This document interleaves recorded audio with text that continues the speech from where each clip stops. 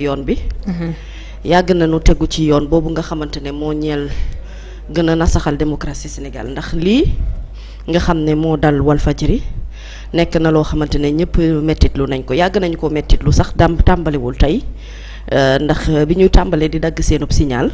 la ñu yàgg di yuuxu di wax ne jaaduwul teguwul ak yoon démb nag képp koo xamante ne ni seetaan nga Cheikh Niass bi muy def déclaration boobu di wax ni on a retiré la licence de Walfadjri nekk na lu metti ñëpp te li ko jiitu sax mooy action bi nga xamante ne def na ko ci plateau bi mu meree ba ne xotti na pièce d'identité Walfadjri daf koy jaay ba finalement jël nañu décision dakkal li nga xamante ne moom la liggéeykat yu bari yu nekk biir Walfadjri di yaakaar di seen gagne-pain ñuy def seenub liggéey yi taskatub xibaar te Walfadjri jiitu fuuf fii ci réew mi gouvernance su président de la République Macky Sall baayam daan ko doxal di Sidi Lamine Niass ànd ceeg ak ay personnes yu valeureuses ñoo xamante ne dañoo gëm seenub liggéey gëm seenub nation ñu tuddee ko leeru jamono Walfadjri dem na ba nekkatul Walfadjri bu Cheikh Niass nekkatul Walfadjri bu Sidi Lamine Niass Walfadjri bu Sénégal la askanu Sénégal ñoo ko moom peuple sénégalais ñoo ko moom ndax ci ñoom la ñuy déglu ay xibaar ci ñoom la ñuy taataane lépp loo xamante ne moo jëm ci wàllub information te gaw ma ne ci seen doxalin am na ci lenn loo xamante ne def na ko lu mérité li leen dal nii dal leen Walfadjri n'a rien fait d'autre que de donner l'information aux Sénégalais. Quelle est aujourd'hui li nga xamante ne moom mooy mission taskatu xibaar muy informer juste et vrai lan lañ leen di reprocher en réalité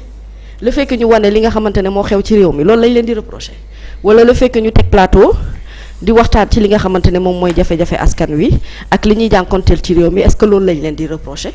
wala lan lañ leen di reprocher exactement que ne à chaque fois que bu amee dara lu xew ci réew mi bokk nañu ci journalistes yi nga xam ne xëy na amaana am nañ benn taxawaay boo xam ne askan wi ñu gërëm leen ci sant leen ci bu baax ndax bu fekkoon liggéey boo xam ne dañ leen ciy xeeb defe naa ne kon balaa sax gouvernement bi di jël décision wu di tëj licence ak di rocc ci licence ak di def leneen lu ni xeetu askan wi ci boppam ñoo leen di njëkk a beddi ñoo leen di njëkk a bàyyi li ñuy def mooy ñàkk leen a seetaan ñàkk leen a suivre ba ñoom ñu xam ne xëy na ci yoon bi nga xam ne foofu la ñu nekk nekkul yoon bi nga xam ne moo gënal askanu Sénégal mais aujourd'hui kenn ci peuple sénégalais yi mënul jàpp ne mere na ki nga xamante ne moom mooy Walfadjri ci liggéey bi nga xamante ne ñu ngi koy def donc li xew ci réew mi Naboucor mooy loo xamante ne yàgg nañu ko dénoncer ne leen def leen attention kat bu ngeen moytuwul bu ngeen artuwul ci fii lañ jëm ndax dafa am ay signes yoo xamante ne ce sont des signes annonciateurs ci régime boo xamante ne bu ñu ko commencé seetlu bu ñu ko dee bàyyi mu jàll lu mel nii rek lay jur mooy ne ay groupe de presse boo xamante ne ni ba mu fiy nekk booba xalaatoo sax falu nga falu aujourd'hui ñu yegg ci foo xamante ne dañu naan Sénégal am na groupe de presse boo xamante ne liggéeyatul ay doomi aadama nekk fa di daan seen doole yaakaar ci li ñuy daan seen doole pour mën a dundal seen i njaboot nga ne ko foqat jël ci loo xamante ne wax dëgg yàlla ba tey mënuñoo am explication bu leer ni lii la Walfadjri def waa dama ne Walfadjri li muy def en tant que média dafa am loo xamante ne dafa jéggi yoon boo xam ne foofu la ñu ko war a teg ne ko ah lii kat boo ko deful nangam ak nangam daf la cee war a fekk te pourtant yàgg nañu seetlu au-delà même de Walfadjri bu ñuy wàccee sur le terrain ay reporters yoo xamante ne ni daanaka dañ leen di buum ay lacrymogène ñuy daw di dàqe ba ci nii sax pour ñu def seen liggéey normalement dafa mel ni carte gi dañ koo dëpp. ndax bu njëkkaan non ndax bu njëkkaan. bu manifestation daan am journalistes yi ñu identifier nga xamante ne soit carte de presse lañ leen di identifier wala parce que dañu sol seen gilet presse li jaadu mooy normalement dañu war a taxaw derrière les forces de l'ordre mooy ne ñoom seen kaaraange sax à la limite force de l'ordre yi dañ ko war a yor. noo war a taxaw ci ginnaaw pour ñu mën a permettre ñu mën a def seen liggéey mais retransmission ci ay manifestations yàgg na ci réew mi léegi lan mooy bëgg-bëgg bi mooy ne maanaam bu amee luy xew ci réew mi ñëpp de partikel bañ a wax du ñu wane ay image du ñu joxe information du ñu wax askan wi fan la ñu toll ci li nga xamante ne moom la ñuy liggéey donc aujourd'hui que la CAP s'insurge que SYNPICS génnee communiqué association de presse yi li ñu ciy jot a def yëpp dama ne dafa am loo xamante ne nii pour man moo ñu yóbbee li nga xam ne moo fi nekk nii tey mooy ne yàgg noppi yàgg seetaan yàgg bàyyi li nga xamante ne moom moo nekk di fi xew ni ba mu jural ni lim ñu jural nii tey te nag bu fekkente ne ñeneen ñi nga xamante ne ñoom ña ngay def seen liggéey tranquille ñu ngi mën di tëdd di nelaw di yeewu di dem daan seen doole te xalaatuñu seen ay naataangoo yu nekk ci Walfadjri yu ñu tëj mooy ne kon Sénégal wax dëgg yàlla bu ñu dee wax ne gore nanu wala bu ñu dee wax ne dëggu nanu am na lu bëri lu des ci ñun loo xamante ne defuñu ko.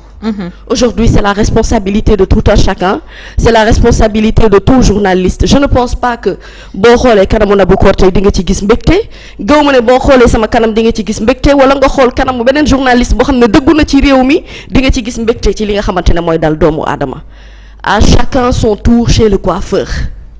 bu fekkente ne li dal Walf dañu yaakaar ne ci Walf rek la yam concerné wul keneen kon ay ca nañu doxal waaye nañu xam ne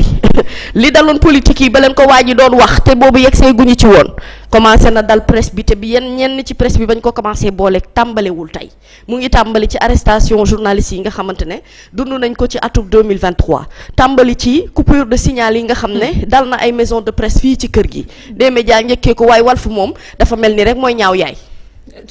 te des médias sax defuñ lu dul di ko alerter rek. waaw dama ne. mais ba tey Walf daal moom moo nekk doom bi nga xam ne amul ndey amul. waaw mooy ñaaw yaay. waaw da ngay yor sa commande heure bu la neexee fay.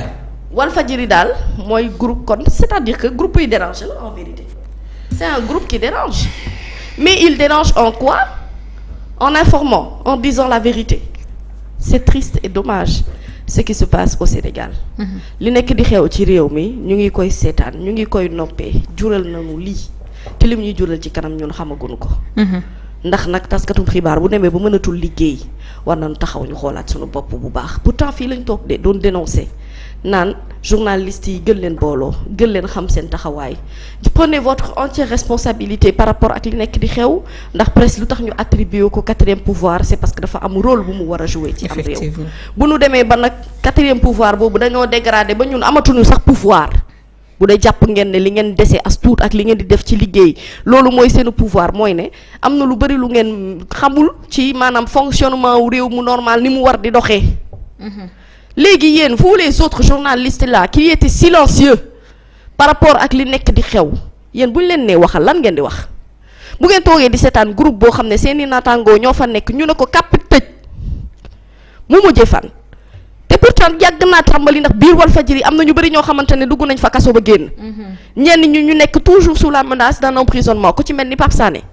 dañ doon jubilé barki dem moo njaay bañ ne dañ ko war a delloo kaso ñu ne finalement duñ ko dugal kaso parce que décision de justice wàcc na waaye nag Sénégal nag li fi nekk nag metti na nag Nabou Cor dëkk boo xam ne doo wax doo sëqët doo joxe xalaat doo puus doo randu yow daal da ngay taxaw benn taxaw rek boo xamante ne waaw rek ngay wax à tout te danoo dépassé ci wàllum démocratie foo xamante ne pensée unique daf fay am dañoo toll foo xam ne on a besoin que li nekk ci biir dënn yi di génn on a besoin que les journalistes prennent leurs responsabilités par rapport à ce qui est en train de se passer dans ce pays-là. C'est malheureusement dommage pour le groupe Walfadjri, mais je ne pense pas que Cheikh Niass, il faut se résigner à baisser les bras. Je ne pense pas que aujourd'hui les travailleurs de Walfadjri war nañoo mën a toog ba duñu am beneen issue boo xamante ne fa la ñu war a mën a jaar pour xeex li nga xam ne moo dal ci seen kaw et pour cela il faut un directeur boo xam ne il dépasse les émotions. Il faut un directeur boo xamante ne ni c'est quelqu'un qui est debout parce que sa papa Sidi Lamine Niass mësul nangu ñu koy xoxotal. xalaatu ko sax. musu ko nangu donc yow Cheikh Niass waroo koo nangu quel que soit sacrifice yi nga xam ne def nga ko ba nga demee ba jël décision li da ngay wuutu sa bàyyi ci liggéey bu mu daan def ci Sénégal nga boot nag ay sénégalais yu bari yoo xamante ne ñu ngi liggéey biir Walfadjri nekk sous ta responsabilité bu situation bu mel ni amee surtout que amoo dara looy reprocher sa bopp. li la war mooy taxawu ñi nga xam ne ñoom ngay ànd di liggéeyal la solution ce n'est pas de dire que les travailleurs de Walfadjri ne vont pas être payés durant ce mois de février la solution c'est de se mettre debout face à ce régime-là. bu fekkente ne télé bi dañ koo tëj dem leen ci YouTube bi continuer leen di liggéey li ngeen di liggéey battez-vous pour que yéen seen ay droits seen àq ak seen yelleef ñu mën koo respecter et ce n'est pas en baissant les droits en baissant les bras pardon en gardant le silence que li nga bëgg a yegg ni nga yegg fa liggéeykatu Walfadjri yi mérité wuñu lii te moom Walfadjri du pour yow ñi nga voilà merci du pour Cheikh Niass du pour moom peuple sénégalais ñoo ko moom du pour moom je comprends très bien nag mer gi mu mer comprendre naa ko ndax wax dëgg yàlla kenn mënul dëkk ci di xeex tout le temps. non benn moment Nabou Cor danga naan mais quand même halte à tout ça stop à tout ça c'est fatigant pour les nerfs c'est fatigant pour l'esprit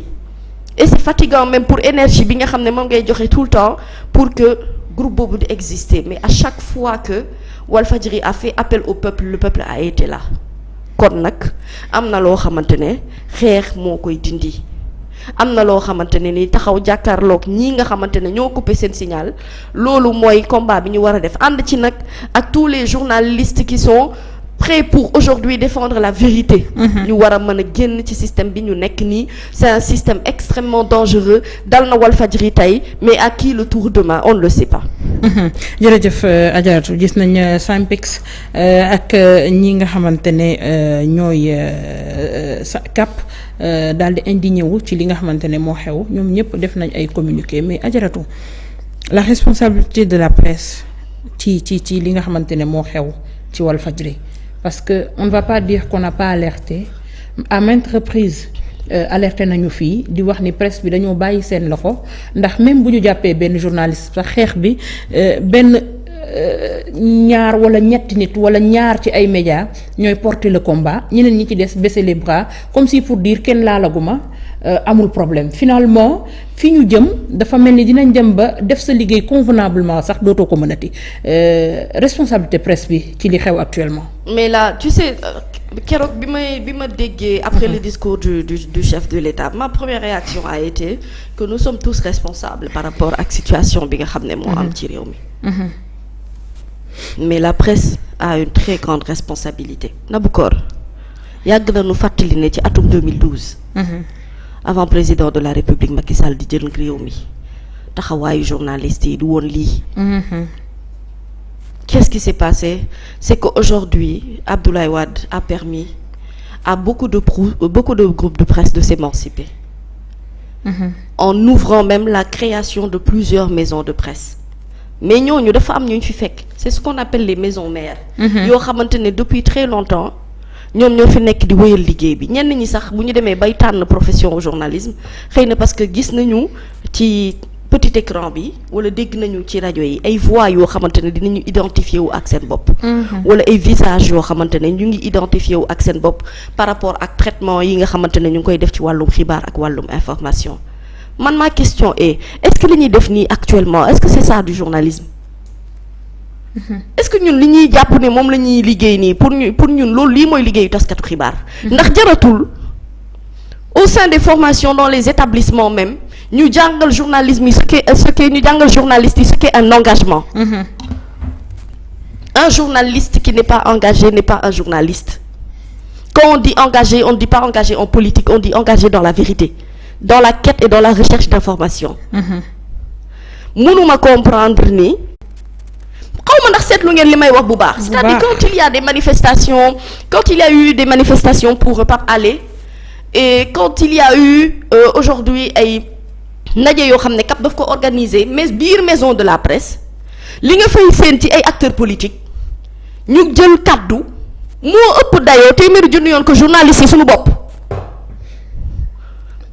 seen présence sax fa bari mais moom lay wax c'est-à-dire que duñ sax teew. duñ sax teew. li ñuy def muy ngunguni ci suuf waaye quand il s'agit de lever la parole nit ñi wa ngay wax dëgg nit ñi di la dégg mu mel ni courage daf leen a réer mu mel ni dëgg daf leen a réer ngay xëy di lire ay yéenekaay yoo xam ne dañuy gis dëgg nii méng duñu ko bind dem bind li leen arrangé ndax ñu ngi xool ay questions intérêt personnel. ngeen yaakaar ne li leen dal nii tey pour yéen li leen dal nii tey seen ay reporter dem ci terrain bi ñu leen di gaase ñuy daw di dugg ci biir koñ yi di wut fu ñu laqatu mel ni ñoom nekkuñu ci dans le cadre normal de l'exercice de leur fonction. Vous pensez que vous n'êtes pas responsable bu ngeen amoon fulla ak fayda bi ngeen waroon a am mat gi ngeen waroon am balaa ngaa laal journaliste di nga ko xalaataat téeméeri junni yoon yow. balaa ngaa laal benn groupe de presse di nga ko réfléchiraat bu baax ndax di nga ne ah man kat lii su ma ko defee amaana bu journaliste yi jógee sama kaw kat dinaa am coow loo xamante ne du ma xam fu ma koy defee ndax nañ waxante dëgg lépp loo bëgg mu siiw ci taskat xibaar nga koy jaarale. S'il y a une communication bu ñu bëgg a faire passer on passe par les journalistes pour le faire. Ce qu'on constate c'est que maintenant tout le monde est journaliste. fait exceptionnel bu événement amee ci réew mi ba nga dugg ci sa WhatsApp say contact bopp ñoo lay gën a nekk journaliste yow. Ils prennent le relais des journalistes en fait ñooy informer ci statut yi parce que finalement li ñu war a def parce que li ñu war a def defuñu ko. c'est tout aussi simple que ça. et va sur TikTok. mais moom laa lay wax nii léegi nit ñi dañuy daw di fàq di wuti ji réseaux sociaux yi. ngay xool say contact yow seen benn badara boo xam ne jàngul journalisme yoonam nekku ci waaye moo lay jox ay xibaar te yow journaliste bi matadi ki nga doon boo moytuwulee ci moom ngay jëlee xibaar. di ko boo muusul tuuti nag moom information bi mu joxe nga capturer ko dugal ko ci sa statut yow journaliste bi. am fausse information. vérifier woo xamoo véracité bi ñu nekk ci pëccëxoo boo xam ne moo ñu jural lii ñu jur nii tey si vous êtes fier d'être journaliste dans des conditions comme ça. sincèrement mooy ne war nañu xoolaat suñu bopp bu baax. et la part revient à la jeune génération bi nga xam ne ñoo war a jël relève bi. ñii door a génn ci école yi ñi nga xamante ne ñu ngi door a embrasser ce métier ñii door a intégrer ay rédaction bu ñu leen jàngalul lan mooy taskatu xibaar liggéeyam jàngalu leen lan mooy engagement jàngaluñu leen le culte de la vérité je suis désolée mais bu ngeen exercer Sénégal it du ngeen xalaat a génn beneen réew naan da ngeen fay def ay journal fii ngeen di yem frontière Sénégal gii du ngeen dépasser feneen. vous ne pourrez jamais faire partie des grands journalistes yoo xamante ne dañ naan ëllëg bu ñuy lim ay tur mën nañ leen ci boole boo waxee dëgg sax ñu ne politique nga léegi nekkatoo taskatu xibaar ña ngi lay wër ci réseaux sociaux ya ña ngay xool say compte TikTok ña ngay dugg Facebook ña ngi lay wër fu ne pour di la saaga suba ba ngoon jot waa xam naa loolu nag dañ koy def nit koo xamante ne loolu am na lu saf na ko wala mu ngi koy dugg waaye ku ci mel ni man moom bougé ma doo yoota quand il faut prendre des responsabilités dans ce pays il faut avoir le courage de prendre les responsabilités jusqu'au bout. journalistes yi xaw ma da ngeen di assise xaw ma da ngeen di dëju waaye li ngeen war a régler ci réew mi bari na. comme da ngeen di assise nag assise leen lii ñu tëj Walfadjri nag te ki moom Walfadjri itam na xam ne Walfadjri moomu ko. on n'a rien contre lui Cheikh Niass mais on a des confrères et des consoeurs qui travaillent dans Walfadjri et qui ont besoin du soutien de leur directeur général. et du soutien de tout un